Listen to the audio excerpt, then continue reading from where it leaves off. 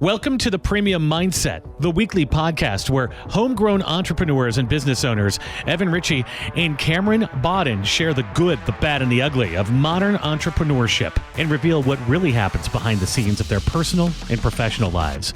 As owners of two of America's fastest growing and most disruptive companies, Coconut Cleaning and Green Mango Pest Control, stay tuned for real stories, struggles, insight, and advice from real entrepreneurs in real time. Let's turn ourselves in real quick here. I'd rather not. Okay.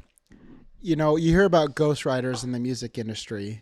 Let's talk about ghostwriters, not necessarily for the podcast, but let's talk about your new addition. Her name's Lexi. She came on board as a brand designer, Creative director. Creative director, okay? Okay. She has been such a huge value add in this podcast in giving us some direction and where to go, because I think sometimes we underestimate what knowledge we have because of our experience. Wow. And I feel like she's given us great pointers and great direction in which we can take the podcast. In one, she brought up recently that was a quick blow to my ego, or at least you let it go there, and I actually accepted it. So there's a lot more There's power psychology there. That kind of sucks that I gave you power over me there. But she said, what is even an entrepreneur? Because you hear of intrapreneur, you hear of solopreneur. Intrapreneur is like a 1099 guy in a business, right? A solopreneur is someone, owner operator, working for themselves. And then you have this term entrepreneur that, in my opinion, is thrown around a lot. And so when my ego is being engaged, I am a little peeved that so many people take on that title. Are you really? Not really. I feel like a couple years ago, yeah. When I was in the I feel like I turned myself in. I said when it's my ego is engaged. Safe place now? No, you can't judge me now. Okay. You can't what do you say? Who cares, man? What do you say? I don't know. What do I say? Like if I Don't say be a bitch? my feelings? I feel? No, like I feel. You're like, no, I can't. Now I can't argue with it. Because it's my feelings. You just have to validate them. Okay. Okay. My point is that when my ego is engaged, and there are these people, You haven't here, made the sacrifices I have. You're not an entrepreneur. See, you know this comes from the same place. You just think that you're so good because you transcended that thought process. I've also transcended it recently, about 2 minutes ago. Okay. So my point is that Cameron, Heaven. your son comes up to you and says, "Dad, people ask what you do. It's bring your dad to work day. It's career day, and they want to know what you do." And I said that you're a bug guy, and they didn't really accept that. And then I finally stumbled upon the word entrepreneur. Dad, are you an entrepreneur? What is an entrepreneur? What am I telling Banks? Sure. I feel like an entrepreneur is, and I said I feel, so you can't argue with me. Okay. It's someone that's just hustling. They have their own business and they're finding a way to make money. And so if I was relating it to Banks, he always loves to do the lemonade stand in front of our gate. Oh man, he started making cookies. He found this really good recipe online and he bakes these cookies that are phenomenal. They're so good. Wait, for real? I swear, they're so good. He calls all my parents and Alyssa's parents and, you know, all of his little buddies that have some money. He made $150 yesterday selling cookies. That's an entrepreneur, man. But who paid for the product? Who paid for My mom, my dad. Oh my. I Stacy love it. Stacy bought 100 cookies, but we didn't fulfill that order because Liz said, "You're not cooking 100 cookies in my kitchen," because Liz does help out, right?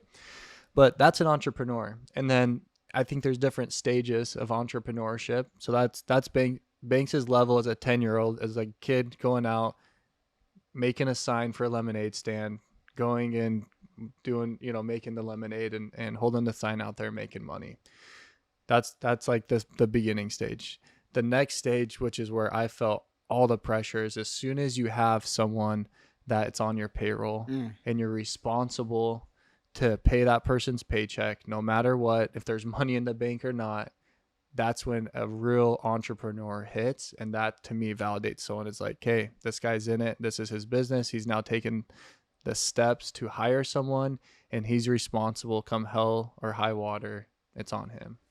See, what's interesting is that I thought you were going to take a different turn with That's what why an I always like entrepreneur to is. keep you on your toes. You do keep me on my toes, okay? I thought you were going to go with that picture you took at the Limitless event where it said an entrepreneur is someone who doesn't have a safety net. They don't have like that That's fallback. what I'm saying. Like, But- you have your employee, you're responsible come hell or high water, no matter what, to pay that guy's paycheck. Right. And I would say not even necessarily I agree, because that's just your feelings about an entrepreneur. So my feelings about an entrepreneur as well are, I would say, those exact things of someone who has their own idea, who has their own product to sell, that has a service to sell, whether it's mowing lawns, cleaning carpet, pest control. Then you have people that are totally different entrepreneurs who sit at a computer all day, who create the softwares that other entrepreneurs use to have a payment platform, to have a CRM, to have, those are people that are their own entrepreneurs, and they say, hey, I'm really good at coding and I want to create a software that makes the quality of lives for an entrepreneur better, and it helps them manage their business better. And so there are so many different aspects to being an entrepreneur. So do you get mad when people call themselves an entrepreneur, but they have a 9-to-5 job? I'm officially over it. So I'd say I'm not mad anymore. 2 weeks ago or 3 minutes ago, when Couple it did make you minutes ago. mad, did you hate when people would call themselves an entrepreneur when they had a 9-to-5? Not even necessarily a 9-to-5. It was more so this, but like, again, even as I describe it, it's like, that is an entrepreneur, I guess. Just these guys that get on social media and they're all of a sudden a coach for businesses, and they've never started a business, and their first business is being a business that helps businesses. And I'm like, it doesn't make sense to me, but I don't really give them my time and energy. It's more so, yes, I do think about the sacrifices that I've put in, and the worry, the stress that has come from payroll, loans to be paid back, debts to be paid off, customers to be serviced when people are calling out. Like, that was a big deal for me too, when, we'd have 12 jobs to be serviced and there's 2 vans, and then your one guy calls off, and it's like, I know I can't service 12. So how do I call 6 people and say, hey, I need to reschedule you? Just all those little stresses. So all those stresses, like, what drives you as an entrepreneur to want to take those on? That's a good question. I know, that's why I asked it. Well, you don't usually have good questions, so I'm just surprised. Let me take it in for a second. No. So I guess what I'd say is, What would you say? Go ahead. my feelings towards that question. You don't know what you don't know. And I know you love that answer, but here's what I'd say. You have your initial why on why you start the business, whether it's options, freedom, whatever it might be. But then these stresses come that you didn't even know were a part of the gig, which is, I didn't know that it would be an issue having like people call off. You don't even think about some of that stuff. I didn't know that it'd be an issue of, I have someone showing up ready to work, but their van doesn't work. All these little things that it's like, man, So I didn't. Why keep doing it if it's that painful? Why don't you just give up? See, even as you say that, my initial like inclination is like, no shot. I fall back on the original why. It's easier, right? No. See, I see what you're So doing. what's I the like original why? For me, my original why was options. I will say that I had a false idea of what entrepreneurship was, and that it was this guaranteed path of millions of dollars and, blue water and sunsets all day long. So it was, but when I think back on my original why, it was who I had with me for those things, because I grew up, in my opinion, now that I better understand, third world countries and things like that. I grew up very well, but I'd say at the time I was growing up, I felt I did not have all the things that I could have, as far as like, my family didn't go on vacations. I never been out of the country. So you felt like being an entrepreneur would give you those opportunities. And not only that, but it's like, hey, wife and kids, like, let's go travel. Let's go to Paris. Let's go to, or, Disney World, not Disneyland, like Disney World. We're going to travel to Florida to go to Disney World. Just those little things like that where it's like, hey. Dang, I feel sorry for you. That's your why? Go to Disney World? What do you mean? What the frick? Okay, I still want to go to Disney World. I was going to try to convince you to see if we can go when we go in a month to Orlando, but and see if you pay for it. But my point is, no shot, man. But my point is when I fell back on harder times, it had less to do with blue water and all those trips, and it had more to do with providing a phenomenal life for the people that I loved. And that's still my why. Like, I think of my kids and I think of, I see you going on trips and I'm like, and by all means, you don't tout it. You don't say like, hey, like, this is what we're doing. We're better than everyone. But I see your kids having a good time. And I'm like, man, I want my kids to have a good time as well. And I don't want to do what a lot of people do, in my opinion, and throw this trip on a credit card. I want to pay for this trip, and I don't want to think about it when I come back. And so my why now is still infinitely more about the quality of life that I want, and the quality of life I would like to give the people I love a little taste of along the way. So that's the quality of life that a lot of entrepreneurs out there sacrifice. I certainly did. I talked about it last night at our agave training. I talked about the balance wheel, which, thanks for coming, man. I appreciate that. It's so important. So you talk about how you wanted to be an entrepreneur. My why was that I wanted this balanced life. That's what you're saying. Yeah.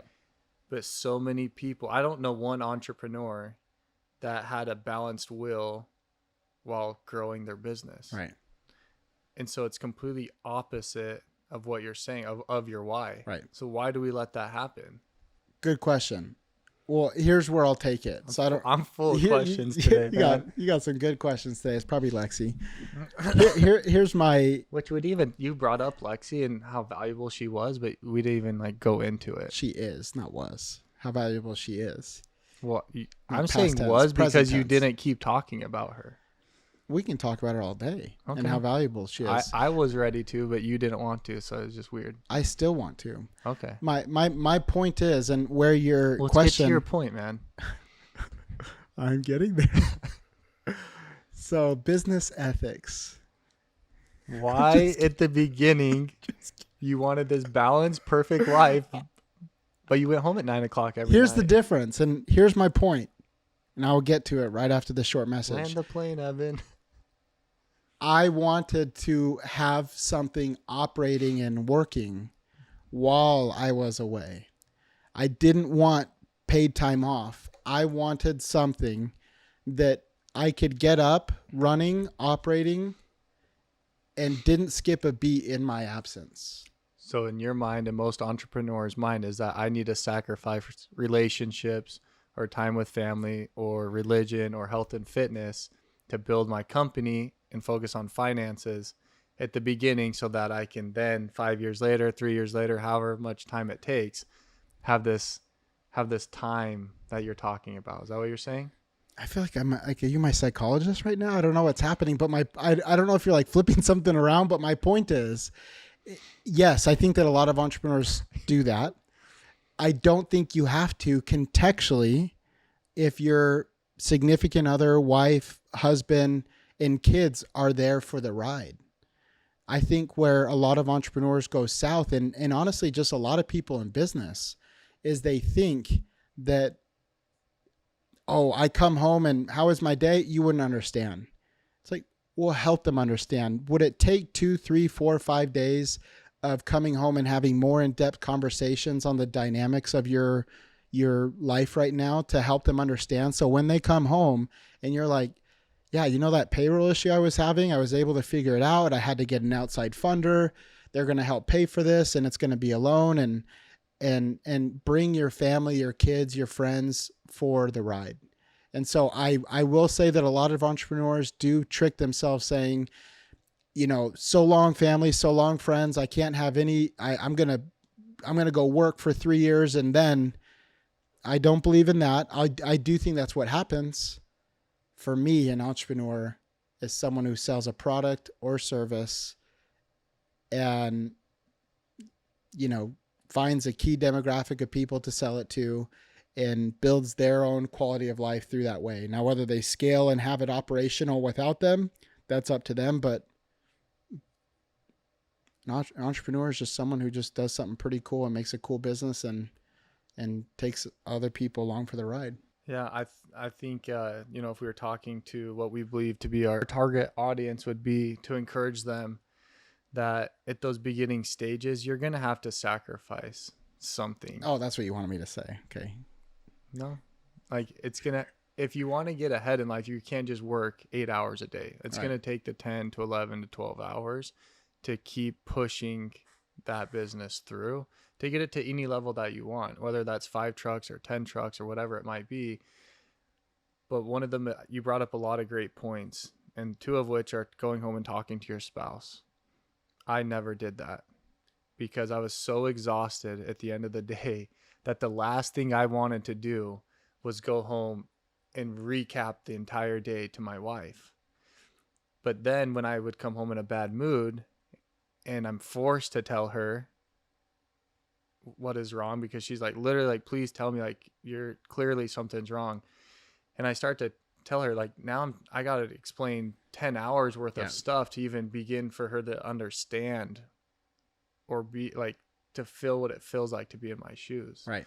So it's been really cool this past year. I've recognized that. So we're talking, I've been in business for 13 years now. For 12 years, I never went home and shared with her all the little things. Just this past year. So when I say year, like 2023, the past, whatever, in September, 9 months, I've gone home and I've just shared with her maybe 2 minutes worth of stuff. And now when I go home and I talk to her about all these little issues that we have, not only does she understand, but she's able to give me great advice because she understands the context. And that's huge. The other thing you talked about is that you're going to have sacrifices, and I don't think you can get ahead without them. But what I would strongly encourage is that no matter what you're trying to push and what you're trying to do, make time for everything in your life: relationships, family, health, fitness, religion, all those things, because that's what's going to keep you happy the most. If you just focus on your business and finances and you let all the other things fail, you're going to wake up one day and you're going to be at rock bottom and you're going to be miserable. And that's because you're missing, whatever on your will's weak. I'm going to butcher this, but to wrap this up, I thought of this video where I forget who was talking about how couples who master the minutes are infinitely happier than the couples that work for 3 months and they take their week vacation to Hawaii. And what I mean by that is the couples that, whether it's the male or female working or whether they're both working, being at the door when that person comes home and giving them a big hug, making sure that you're sitting down for dinner, making sure that there's, still romance involved in your relationship, making sure that your kids are getting good quality time. Like those couples that master the minutes and the 89 days in the quarter, and not just the one day where, hey, we're going to go to Hawaii and we did all this work and we're going on vacation now, and now let's relax. I would say my big takeaway from my 6 years in entrepreneurship is master the minutes. When you're at work, be at work. When you're at home, be at home. When you're with your kids, be with your kids, and find ways to understand and truly acknowledge that the moments that you master and the moments that you are very present are going to compound infinitely more than continually moving the mark and saying, hey, we'll be happy, we'll have the life that we want when we have this much, or when we have the house, or when we have the car. Learn in the rat race of life to master the moments and to master the minutes. And I think that you'll be infinitely happier on your entrepreneurial journey. I love that, man. Thanks. Thanks, Evan. Thanks, Cameron.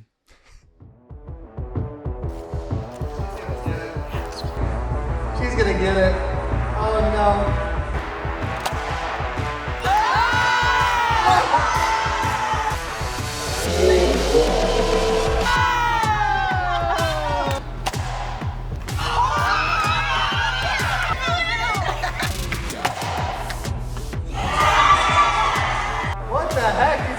savages, man.